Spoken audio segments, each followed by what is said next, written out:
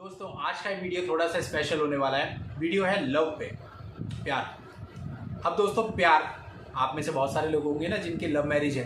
मेरे पास भी बहुत सारे ऐसे केसेज हैं जिनमें लव मैरिज है और लव मैरिज के बाद अभी बड़ा बुरा हाल है। 1 साल के बाद ही इतना बुरा हाल है कि मैं आपको बता नहीं सकता। एक दूसरे की जान लेने पर उतारू हैं दोनों, हमले करवाए जा रहे हैं एक दूसरे पर। अब दोस्तों ये क्या है, ये कैसा लव है?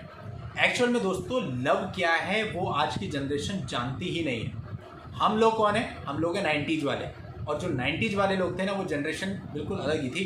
एक्चुअल में लव का मायना जानते थे। अभी कोई लड़का लड़की से लव कर रहा है, आजकल आप देख रहे हो ना क्या हो रहा है, 10 दिन 20 दिन ब्रेकअप, एक्स, ये मेरा एक्स है, वो मेरा वाई है, वो मेरा जेड है, यही चल रहा है। यानी कुल मिला करके लड़के और लड़कियां दोनों पता नहीं किन चीज़ों में जाकर के फंस गए, किन चीज़ों में जाकर के पड़ गए।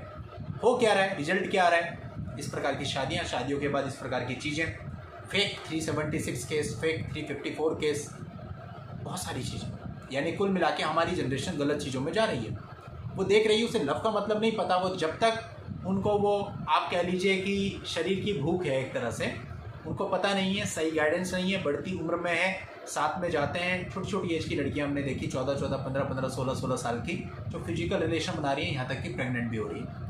उसके बाद क्या होता है, जब माता पिता को पता चलता है तो लड़के के ऊपर केस दर्ज करा दिया जाता है। लड़के का भविष्य खराब, लड़की का तो खराब हो ही गया, क्योंकि इतना सबको जब समाज में पता चलता है तो किसी भी लड़की के लिए आसान नहीं होता, उसके पेरेंट्स के लिए आसान नहीं होता। तो कुल मिलाकर के सभी चीज़ें खराब हो रही हैं। और लव मैरिज के बाद अगर इस प्रकार का 498 है और ये सब हो रहा है तो आप समझ सकते हैं कितनी बुरी बात है, कितना सब कुछ है। देखिए दोस्तों, अब मैं आपको लव का मतलब समझाता हूँ क्या होता है।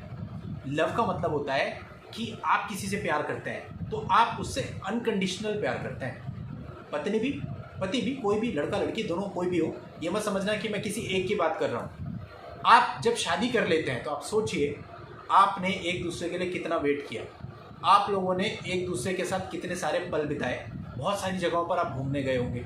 अब अचानक से होता क्या है, देखो जब हम साथ में रहते हैं ना तो बहुत सारे डिफरेंसेस हमें पता चलते हैं जो कि पहले नहीं पता चलते थे। एक दूसरे की आदतों पर इरिटेट होते हैं, फ्रस्ट्रेट होते हैं, तूने ऐसा कर दिया, तूने वैसा कर दिया, ऐसा कर वैसा कर, और हम क्या करते हैं, फिर रिएक्ट करने लगते हैं, सामने पार्टनर को जवाब देने लगते हैं। आर्ग्यूमेंट्स इतने ज़्यादा हो जाते हैं कि एक दूसरे के माँ बाप तक पहुँच जाते हैं। उसके बाद चीज़ें खराब हो जाती हैं। तो कुल मिला के अपने को करना ये चाहिए कि अगर हम किसी रिलेशनशिप में आ रहे हैं, लड़की को भी और लड़के को भी सबसे पहले एक दूसरे को रिस्पेक्ट देना सीखिए। दूसरी चीज़, एक दूसरे की कमजोरियां जो है ना उनको एडमिट करना सीखिए। नोबडी इज परफेक्ट हियर, हर एक के अंदर कमी है। ना तो लड़का परफेक्ट होगा, ना तो लड़की परफेक्ट होगी, टॉर्च लेके ढूंढ लो, नहीं होगा ऐसा। तो कुछ ना कुछ कमी जरूर होती है। अब मुझे पता है कि मेरे अंदर ये कमियां हैं, सामने वाले ने एडमिट कर ली। अब सामने वाले के अंदर भी कुछ कमियां होंगी, उसको हमने एडमिट कर लिया, और जब अब उन कमियों की बात आती है तो हम एक दूसरे से साइलेंट हो जाते हैं। हम कुछ नहीं बोलते किसी को, कि हमें पता है हमारी कमियां हैं। ऑटोमेटिकली आपका रिलेशन अच्छा चलेगा। देखिए दोस्तों, इस चैनल पर अधिकतर वो लोग जुड़े हैं जिनके ऊपर केसेस चल रहे हैं, लेकिन ऐसे बहुत सारे लोग हैं जो कि ऐसे चैनल से जुड़े हैं जहां पर लव की बात होती है। वहां आप देखोगे सारे हैप्पीली मैरिड कपल हैं। तो ऐसा नहीं है कि पूरी दुनिया में ही जो है प्रताड़ना फैली हुई है, वो तो केवल उतना ही है जितना हमारा दायरा है। जो 8, 10, 15 चैनल है जो इस प्रकार की वीडियोस बनाते हैं, यहाँ पर आपको सारे वो लोग मिलेंगे जिनके साथ प्रताड़ना हो रही है, चाहे वो लेडीज हैं, चाहे वो जेंट्स हैं। लेकिन बहुत सारे हैप्पीली मैरिड कपल भी हैं, और उनकी संख्या प्रताड़ित लोगों से बहुत ज़्यादा है, जिन लोगों ने अपने पूरा जीवन साथ में गुजारा है और गुजार रहे हैं, बहुत हैप्पीली रह रहे हैं। मेरे आसपास ही मतलब इतने सारे लोग हैं, मैंने मतलब आप ये समझ लीजिए हमारे पूरे एरिया के अंदर शायद ही कोई हो जो ये प्रताड़ना वाले केस से गुजर रहा हो। हाँ, इतना जरूर है कि आजकल ये केसेस बहुत ज़्यादा आ रहे हैं, लेकिन अगर आप कंपेयर करोगे कितने लोग मैरिड ऐसे हैं जो खुश हैं और कितने लोग ऐसे हैं जो प्रताड़ित हैं, तो आपको खुश वालों की संख्या काफ़ी सारी मिलेगी अभी भी, जो कि अपने बच्चों के साथ खुश हैं। अब हमें देखना ये है कि खुश कैसे हैं भाई वो, और हम खुश क्यों नहीं है। कुछ तो रीजन होगा ना, लॉजिकली उस चीज़ को सोचना है। देखिए रीजन्स बहुत सारे हैं। लड़के की कमी ये होती है कि वो ये चाहता है कि जो लड़की है वो उसके हिसाब से चले, बिल्कुल उसके हिसाब से चले जैसा वो चाहता है। लड़की की कमी ये होती है कि वो लड़के पर फोकस ना करके, उसकी फैमिली पर फोकस ना करके, अपनी जो रिस्पॉन्सिबिलिटीज है उन पर फोकस ना करके ज़्यादा फोकस करती है शादी के बाद भी अपने मायके में। अधिकतर समय वो मायके में फ़ोन पर बात करती है, जो कि ससुराल वालों को पसंद नहीं आती। उनको लगता है यार ये अपनी जिम्मेदारी तो निभा नहीं रही है, इसका मेरे में कोई इंटरेस्ट ही नहीं है, और बातें धीरे धीरे खटास बढ़ती चली जाती है। तो लड़कियों को भी ये समझना चाहिए कि भाई जब शादी हो गई है तो मायके से टचअप खत्म करो, और ये नहीं है कि आप मिलो मत, बात मत करो, सब कुछ करो, बट एक दायरे में रहकर। इसी तरह से लड़के को भी ये समझना चाहिए कि वो उसकी कोई ऐसी प्रॉपर्टी नहीं होगी कि वो जैसे मर्जी वैसे बात करे, जो मर्जी वो ऑर्डर दे। यानी ये सारी चीज़ें हर घर में होती हैं, और इन सारी चीज़ों के बावजूद रिलेशन जो चलाता है उन्हीं के रिलेशन चलते हैं। जो हैप्पीली मैरिड कपल है उनके बीच में ऐसा थोड़ी नहीं कि सभी कुछ नॉर्मल होता है, उनके बीच कोई डिफरेंस नहीं होते, उनके बीच कोई आर्ग्यूमेंट्स नहीं होते। फ़र्क बस इतना होता है कि उनके बीच जब आर्ग्यूमेंट्स होते हैं तो एक आदमी चुप हो जाता है, वो आगे से नहीं बोलता, और फिर दूसरे आदमी को रियलाइज होता है कि यार ये चुप हो गया, इसने मेरी इतनी बात रख ली, तो अगली बार वो भी सेम टेंडेंसी को अपनाता है। तो कहने का मतलब दोनों ही हाथ से ताली बजती है, किसी एक हाथ से नहीं। तो इसलिए यदि पति कॉम्प्रोमाइज करता है तो पत्नी को भी करना पड़ेगा, पत्नी कॉम्प्रोमाइज करती है तो पति को भी करना पड़ेगा। अब दोस्तों आप लोगों की मैरिज कितनी एज में होती है? 20, 22, किसी की 25, किसी की 30, बस। अब आप लोग आजकल 1 साल भी साथ में नहीं रह रहे हो और आप इतना लड़ने झगड़ने लग जाते हो। देखिए, मेन तो तभी शुरू होता है जब आपकी मैरिज होती है। मेरे हिसाब से देखो, जो मेरा अपना वो रहा है, मैरिज करी, मैरिज करने के बाद कम से कम 2-3 साल आपके, उसमें बेबी भी प्लान नहीं करना, आपके मतलब घूमो फिरो जो मर्जी करो, फुल ऐश। एक दूसरे को चीट करने की तो कभी सोचना भी मत, फुल ऐश करो, घूमो फिरो, जैसा मतलब जो चाहो, जो आपके मन में हो, जो आपने सोचा वो करो, क्योंकि लाइफ में दोबारा मौका नहीं देती।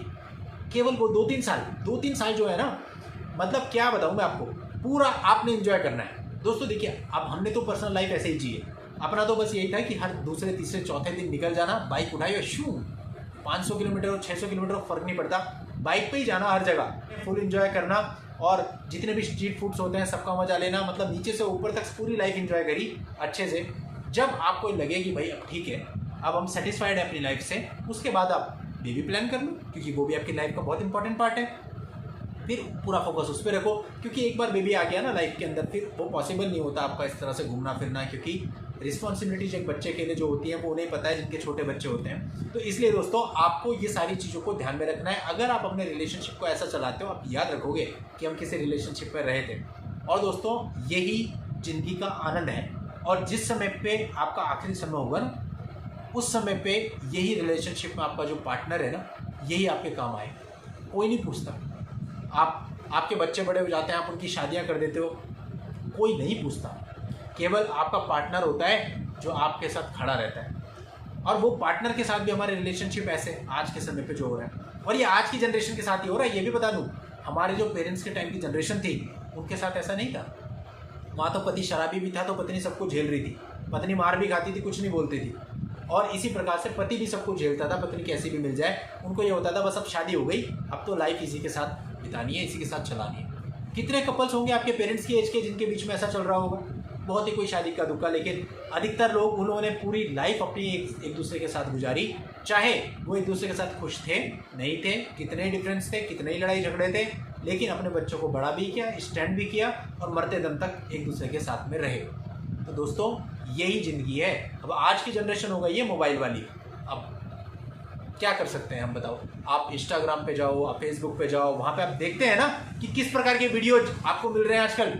दोस्तों हम लोगों की संस्कृति, हम लोग अपने यहाँ छोटी बच्चियों को माता का रूप देते हैं, दर्जा देते हैं, उनको खाना खिलाते हैं, और जो बड़ी बच्चियाँ होती हैं उनको हम महालक्ष्मी का रूप मानते हैं। और आज के समय क्या हो रहा है, आज की जो जनरेशन है क्या कर रही है, आप देख रहे हो इंस्टाग्राम पे और बाकी उटपटांग दुनिया भर के ऐप हैं, वहाँ पर दोस्तों किस प्रकार के नाच हो रहे हैं आप देख ही रहे हैं। तो जब इस प्रकार की आपकी टेंडेंसी है, जब इस प्रकार की आप शिक्षा ले रहे हैं, जब इस प्रकार के बिहेवियर में, इस प्रकार की जनरेशन में आप जी रहे हैं, तो आपकी मैरिड लाइफ क्या चलेगी भाई।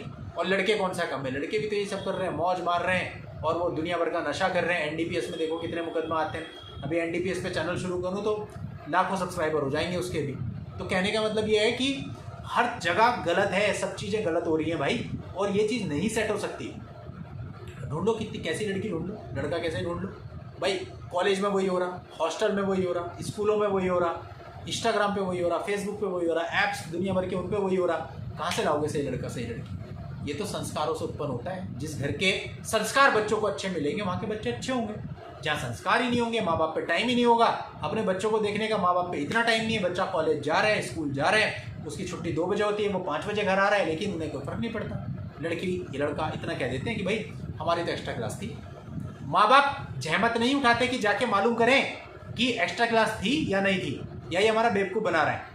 तो फिर दोस्तों जब आपके पास अपने बच्चों के लिए इतना टाइम नहीं है, अपने बच्चों की परवरिश के लिए इतना समय नहीं है, तो अब बच्चे बिगड़ जाएंगे, बच्चे ये सब करेंगे, तो आप क्या कर सकते हो। उसके बाद शादी होगी तो शादी के बाद भी यही सब होना है। तो कुल मिला के बात यह है कि पेरेंट्स की भी रिस्पॉन्सिबिलिटीज बनती है कि भैया हाथ में फ़ोन मत पकड़ाओ, आज के समय छोटा बच्चा है, रो रहा है, उसको फ़ोन दे देंगे, ले भाई। वो खाना नहीं खा रहा है, उसको कुछ खोल देंगे यूट्यूब पे, देख ले, खा ले भाई, उसे खाना खिला देंगे। यार ऐसे बच्चे क्या बनेंगे आगे जाके? बहुत सारे लोग हैं मेरे को बोलते थे कि आप अपनी बेटी को मोबाइल नहीं देते तो वो पीछे रह जाएगी। अरे भाई किस बात में पीछे रह जाएगी? और अभी वो बहुत छोटी है, लेकिन शी इज़ टैलेंटेड, पूरे स्कूल में बहुत अच्छा करती है, सारे टीचर्स अप्रिशिएट करते हैं। नहीं लेती वो मोबाइल, केवल अब ऑनलाइन क्लासेज हैं तो उसके लिए हम लोग थोड़ा सा प्रोवाइड कर देते हैं कि ठीक है, लेकिन नहीं लेती मोबाइल, टीवी नहीं देखती है। आज की जनरेशन ऐसी, टीवी देख रहे हैं, इंटरनेट देख रहे हैं, मोबाइल देख रहे हैं। भाई क्या होगा?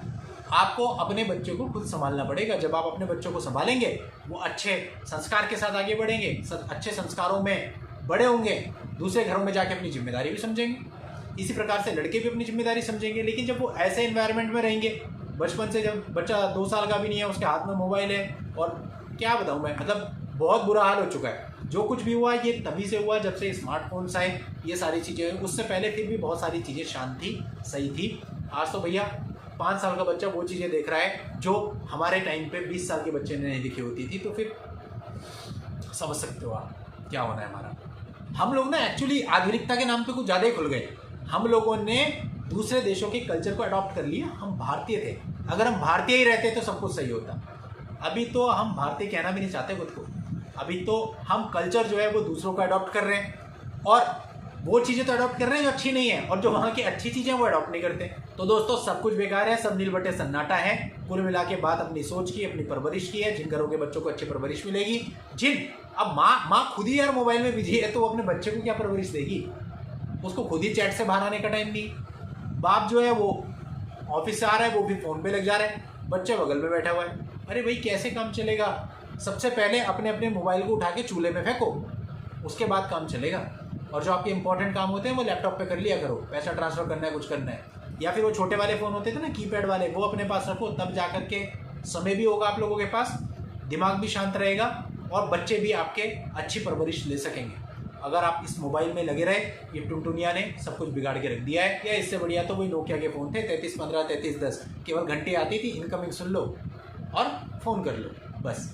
इससे ज़्यादा कुछ नहीं, और ज़रूरत भी नहीं थी। और आज ये सारी चीज़ों को हमने ज़रूरतें बना लिया। तो दोस्तों ये मेरे अपने व्यू हैं, बाकी मैं ये नहीं कहता कि यही सही हो सकता है आप लोगों के अपने अपने व्यू हों, वो अपनी जगह पे सही हो सकते हैं। ये मेरे व्यू थे जो मैंने आपके सामने रख दिए।